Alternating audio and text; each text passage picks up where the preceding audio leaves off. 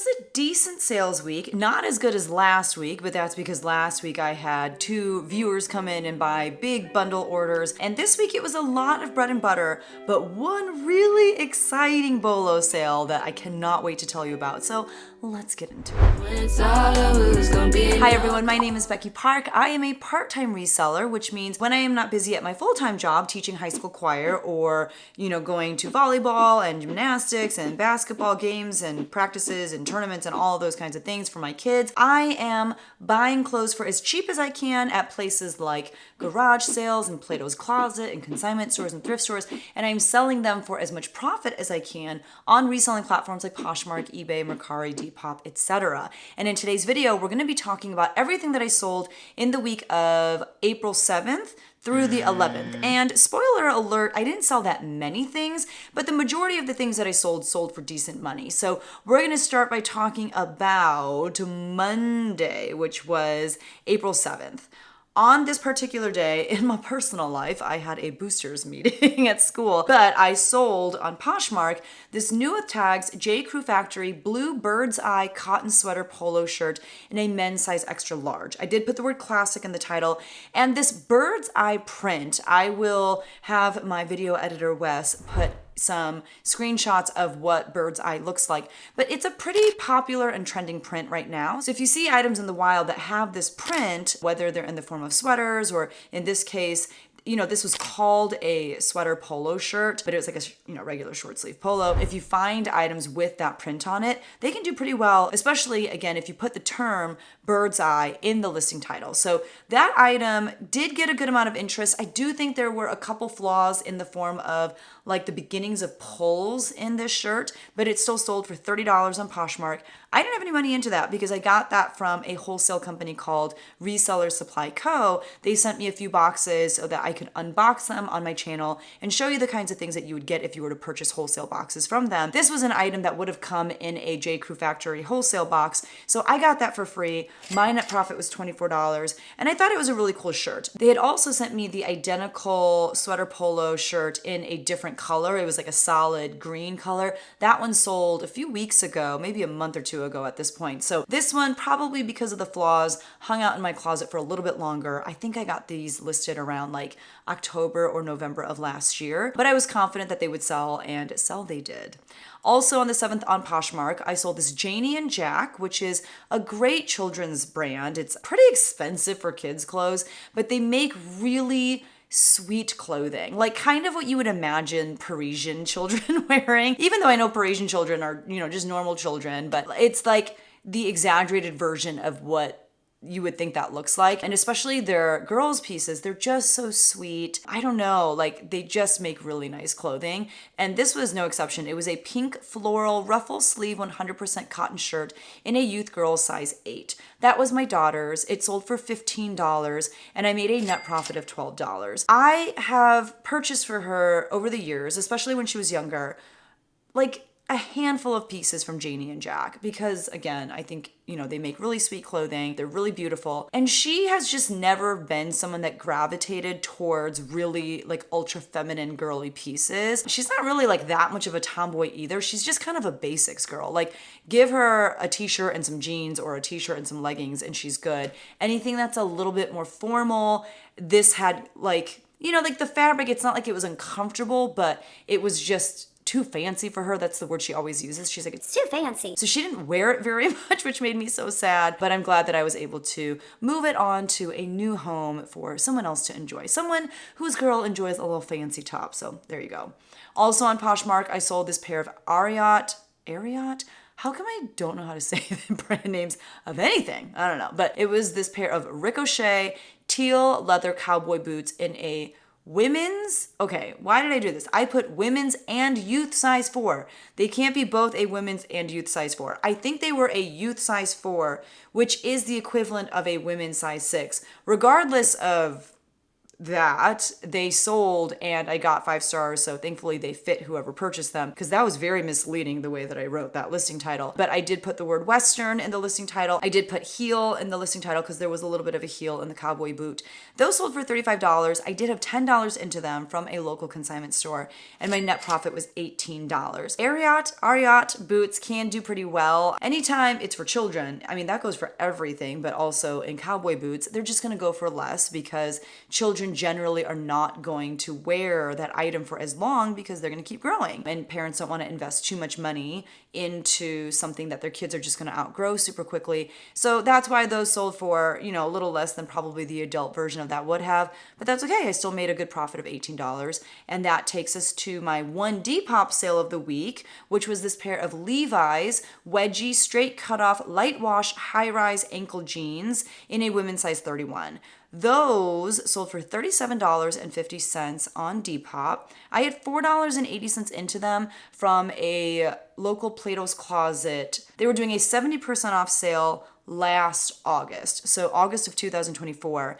And I finally sold them and made my net profit of $22.24. And I believe I did also pay for shipping on those, although now I have the buyer pay for shipping on Depop because I'm sick of it. I'm sick of paying for shipping, and I'm sick of it not arriving because maybe the person forgot to put their apartment number, or I don't know. There's been few issues when I pay for shipping and I purchase a shipping label through Pirate Ship. Because it's through Pirate Ship, depending on which shipping service you use, if you ship through USPS on Pirate Ship, I don't think that you really have that much insurance on the item, and the process you have to go through to get any money back from a lost package when you ship through USPS through Pirate Ship is really annoying. It's a lot of steps. You have to fill out all these things. It's not easy to find. Versus if you ship through UPS through Pirate Ship, that's actually a lot easier. I did have an item that never arrived at the person's house, but because I shipped through UPS through Pirate Ship, I got all of my money back. And the process I had to go through to get that refund, thanks to the insurance, thanks to the shipping insurance through UPS, it was very simple compared to USPS. So now that I've gone through that a handful of times though, the headache was just too much. And now I just use a Depop shipping label. I have the Depop buyer purchase that label, and I still make, a decent number of sales. I haven't seen my sales numbers go down since I have asked the buyer to pay for shipping. So that's what I'm going to keep doing from here on out. Let me know if you sell on Depop what you do. So moving on to the 8th of April, which was a Tuesday. On eBay, I sold this pair of Skechers Goga Matte light gray slip-on flats. They were the color natural. I don't know. I have the word natural in the listing title for some reason. They were in a women's size 11, which is a little bit bigger of a size for a women's shoe, which is why personally I do like to pick up bigger sizes, just because I know a lot of women with, shoes in like a size 10 or a size 11 or a size 12. It's hard for them to find shoes because oftentimes when a retail store orders a run of shoes, they will get 10 size 8s, 10 size 7s, but they'll get one size 10, maybe not even get an 11. So it's a little bit harder to find shoes in those sizes. Those sold on eBay for $24.99.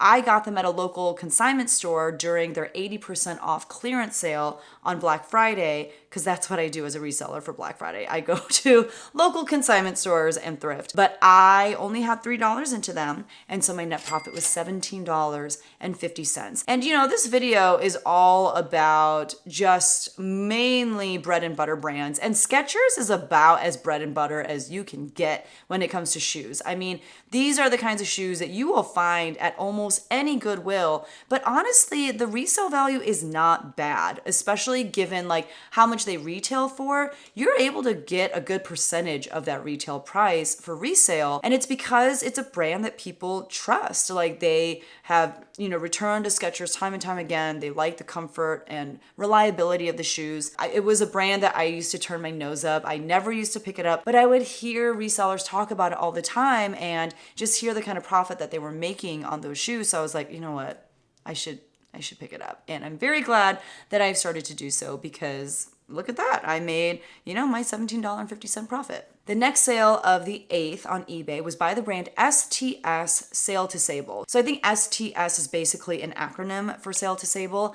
This is a brand that I don't have a lot of experience with, but I think it was when I picked up this particular dress. I remember looking up comps and being pretty impressed. This was a blue and white dress. It was basically color blocked, and I put words like nautical, coastal, preppy, classic in the listing title because I had a lot of space left for keywords, and it was in a women's size extra large. This item I got a while ago, like sometime last year I think, but like early last year, like maybe last January or February, but it took me forever to get around to selling it because when I picked it up, it was very wrinkled, and it's like that kind of fabric that wrinkles pretty easily, and it's almost like the wrinkles become permanent the longer you allow them to sit in the fabric. So I waited a really long time, but I finally got to a point where I was like, I have had these same like 20 items just hanging on this rack waiting for me to steam them. So I took the time to steam them one day, this being one of them. And as I steamed the dress,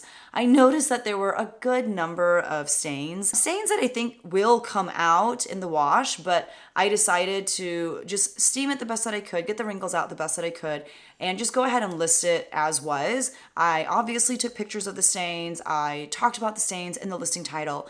And after maybe just a few days of this being listed, it sold for my full asking price of $34.99. And the crazy thing is, I will say that the resale value of this particular dress has gone way down since when I first looked up comps, last year. And that's what happens in reselling. Like, trends change, brands are in and out. So this particular dress from this brand, and I think the brand still does pretty well, but this particular dress, just not something that people are as excited about, but it's still sold for my full asking price of $34.99. So just a reminder to me to not wait so long on pieces, because I probably could have sold it for more, had I listed it sometime last year, but that's okay. I had $8 into this, so I made a net profit of $21.71, and that made me really happy because my goal is to try and make at least a minimum of a $20 net profit on each item that I sell. It doesn't happen every time, but it did right here, and that was great. The next day of sales that we'll talk about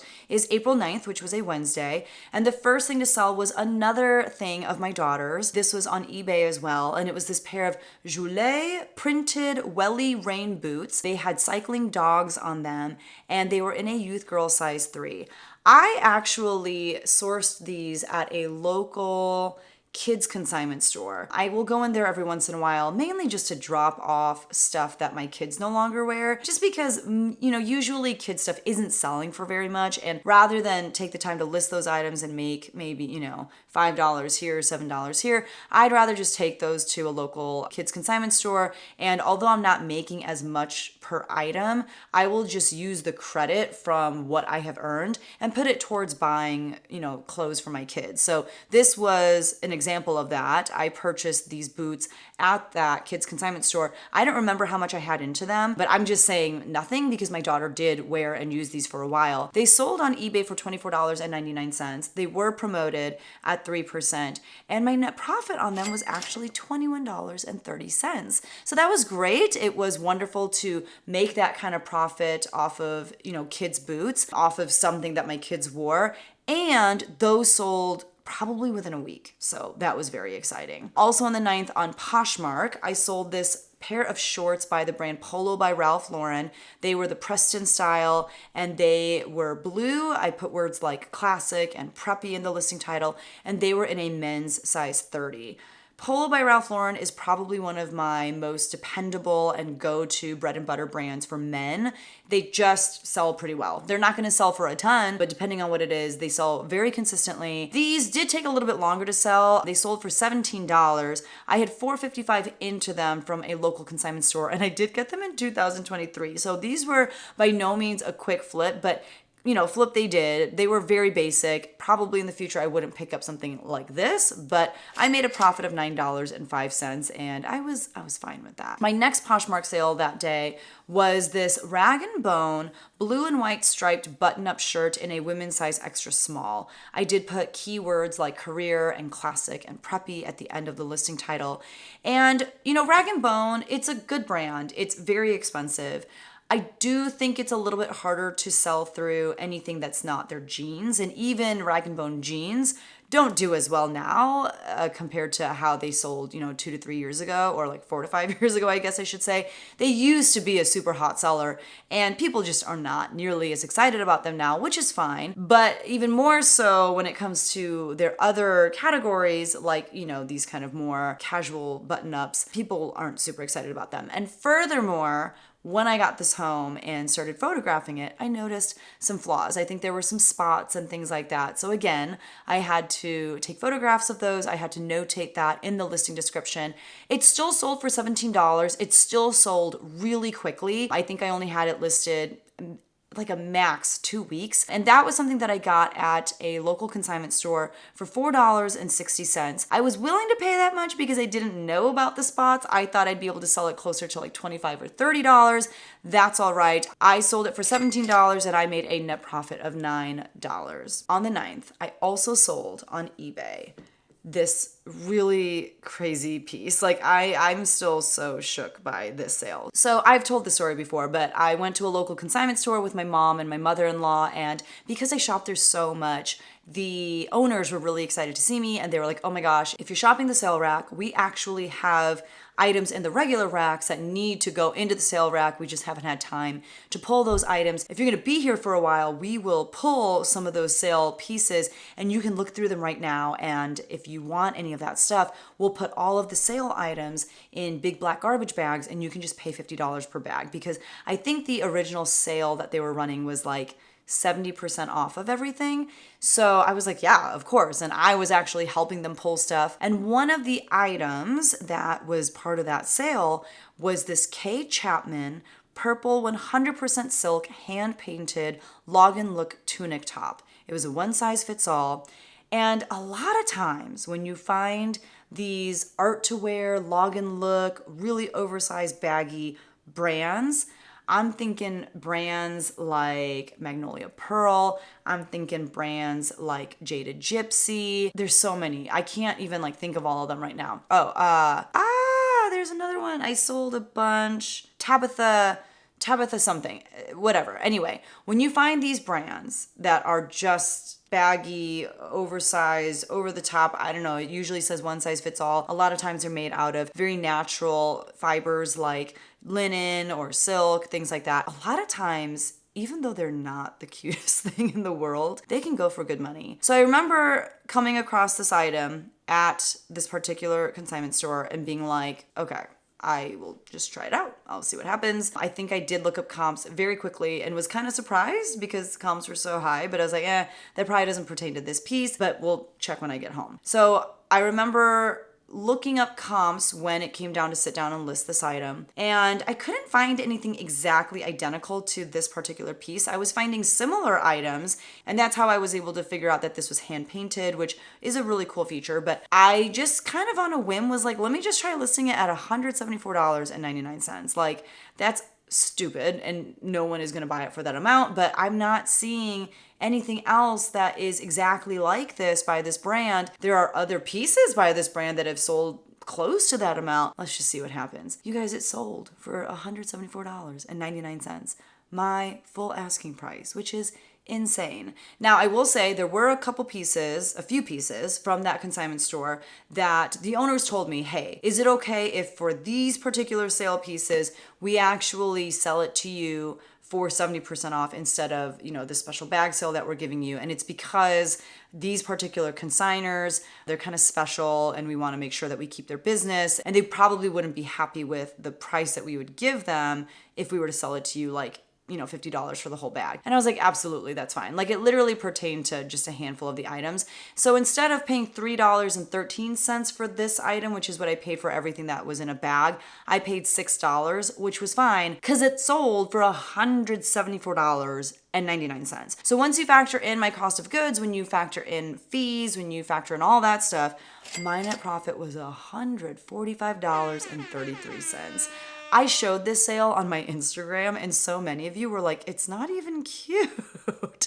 And I was like, I know, like it doesn't have to be. There are buyers for these kinds of things. You just have to know what to look for. Sometimes the crazier, the kookier, the wackier, the better. And that's why I've really made it a point to understand log and look as an aesthetic, as just kind of like a way that people like to dress, because there's a lot of money in brands that specialize in that oversized, layered aesthetic. So personally, I feel like if you want to study up on a particular trend or style, I think log and look is the way to go. Like I just make good money selling log and look pieces usually. And then on the 10th, I had no sales. The universe was like, hey, you got to sell something for $175 within a matter of days. You don't need to sell anything on the 10th. And I was like, fine, that's fine.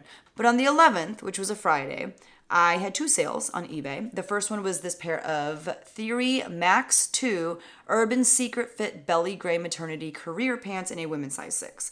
These I got last May at a pop-up consignment sale, my favorite pop-up consignment sale, except I have to miss it this year because I'm going to be on vacation when it happens. But I try to go to this every time it comes into town. It comes into town twice a year, and that's because there are a few consigners who consign some really good things. Theory is a very expensive brand. It's a great kind of career wear brand. It's great for people who are into that capsule wardrobe, minimalist look. And this I thought was cool because it was a pair of career maternity pants. And actually, this was being sold as a set. There was a blazer that came with it and then these pants. And I bought that set for $20. I decided when I finally got around to listing it, because it did take me some time to list this, I decided to list the 2 pieces separately because the blazer wasn't actually a maternity piece. It was just a regular sized blazer, and I don't even think it was in a size 6. These pants were in a size 6 maternity. I think the blazer was in a size 8, and they weren't the same style or anything. I just think that whoever had worn this, they must have worn these 2 pieces together to work when they were, pregnant. And so they decided to sell it like that. But I thought it would make more sense to just split them up. And the blazer sold months ago, I want to say for $75 or something crazy like that. It sold for good money. So I'm saying that I had $10 into the blazer and $10 into this pair of pants because I paid $20 for the set. So this sold for $31.90. It was promoted. And I had $10 into them. So my net profit was $16.92, which is great. I was very happy with that. It kind of tells me Theory maternity pants, not really worth picking up just on their own, but because they were, with that blazer, I was like, sure, I'll do it. Also on the 11th on eBay, I sold this Talbot's Voile, French, I can't with French, pastel paisley belted midi sleeveless dress in a women's size 6 petite. I did put the word Easter in the listing title because this basically looks like the exterior of an Easter egg, and I would be shocked if this did not sell to someone who was planning to wear this for Easter, because if you look at the timeline, if you look at the dress, Easter.